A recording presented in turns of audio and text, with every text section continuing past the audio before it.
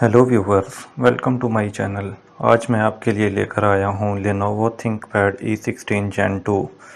जैसा कि आप वीडियो में देख सकते हैं, इसमें AI based core ultra processor और latest technology low power neural processing unit लगा हुआ है, जिसकी वजह से ये मल्टीटास्किंग में बहुत कम बैटरी यूज़ करता है। इसकी प्रोसेसिंग स्पीड बहुत फास्ट है। ये बहुत ही काबिल-ए-एतमाद और पायदार लैपटॉप है, जिसे यूएस मिलिट्री स्टैंडर्ड्स के मुताबिक बनाया गया है। This laptop is ideal for professionals in financial services, tech, telecom and media. Technical specification की बात करें तो इसमें कोर अल्ट्रा 5 प्रोसेसर लगा हुआ है। विंडो 11 प्रो हम इसमें इंस्टॉल कर सकते हैं।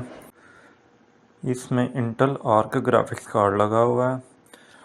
इसमें रैम DDR5 लगती है, ड्यूल स्लॉट है 5500 मेगाहर्ट्ज़ की, तो 64 GB तक मैक्सिमम हम रैम लगा सकते हैं।